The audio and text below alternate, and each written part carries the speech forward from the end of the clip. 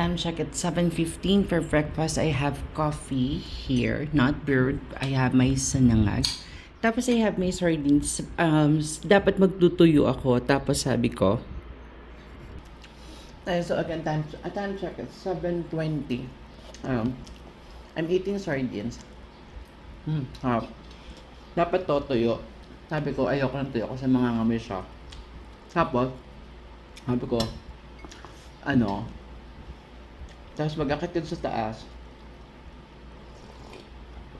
nagluluto yung first floor ng tuyo.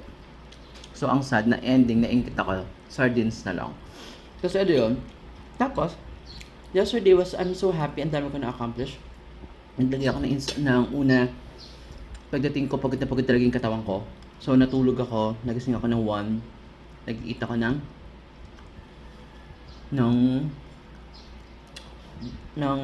lunch. Tapos after that one, naglinis ako ng ref. Naglinis ako ng platuhan para gusto sa ko magka-RH ako para may dahilan para may RH ako. Tapos dumating yung insulator ko, in-order ko sa Shopee. Nilagay ko dito sa bintana sa labas, nilagay ko dito sa bintana sa parang ganunan siya.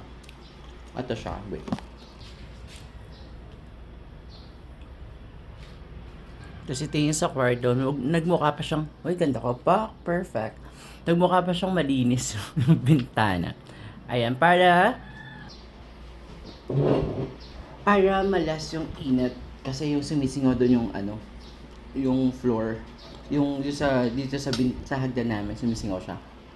Yung init. Tapos ayun, tapos yung binili kong duct tape, hindi siya dito sa 20-20, ang mahal, 110. Nilibre pa ako ng herdin ng 10 piso. Kasi naman niya akong bumili. Tapos, hindi ko siya madikit. So, magdodoble pa ako ng gaso, hanap ako ng 3M. Para madikit siya. Baka pag uwi ko nakalupay-pay na yung insulator. Insulator ba yung tawag doon? Pinakita lang kasi ng ate Marsha ko. Tapos, ito yun. Tapos, ano pa ba? Sabi ni Father, ang saya ko kasi ang aga ko simula last week, 5 AM nakasimba ako ng Sunday last week. Tapos ngayon, 6 AM. Sabi ko, ay balik nga ako sa pang-umagang simba. Kasi yun, sabi ni Father, never promise. Pag oo, pag hindi, hindi. No. Nalala ko si Ma'am. Kasi, ang cute talaga nito, gustong gusto ko to. Excited na nga ako maubos yung cheese na flavor na to, tsaka yung isang tortillas na salsa. Para 4 siya.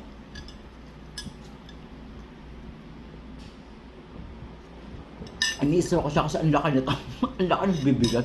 Gumaganon sa mukha ko. Tapos yun. May kinakwento ko. Ayun. Tapos ngayon, hindi ko alam kung maglalaba ako. Or may gagawin. May inis ba akong gawin, kaya lang, hindi ko pa alam kung gagawin ko pa. So anyway, ayun, sabi ni brother, huwag ka magpapromise. Naalala ko si Ma'am kasi lagi pinapromise pupunta ako doon. Hindi naman ako pupunta. Sabi nga niya, alam ko na yung bakla, hindi ka nang pupunta. I love you, Ma'am. Ayun. Tapos, ano ba today? Ngayon, ayoko magkikilos, ayoko maglalabas. Gusto ko lang magpahinga. Manonood ako ng Disney. Doon sa kwarto. Di ba yung mga kapatid ko binigyan niya ako ng mga CD player na Disney. Sino ka dyan? Tapos, ayun. Kasi ano pa ba?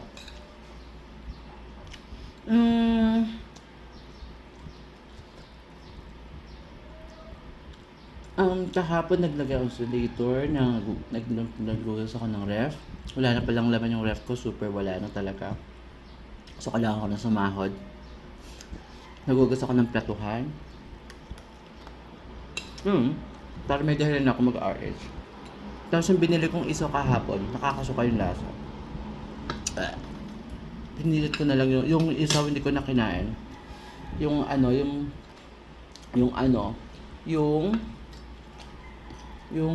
kinain, pinilit kong kainin yung balat. Ang alat, super. Tapos, ano pa ba to?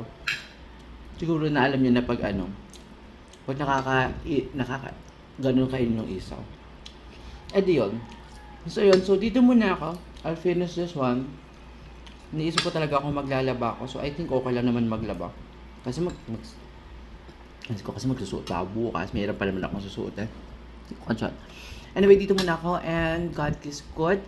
And maglaba. Again, sabi ni Father, huwag mag-promise, Ma'am, I'm so sorry and I love you.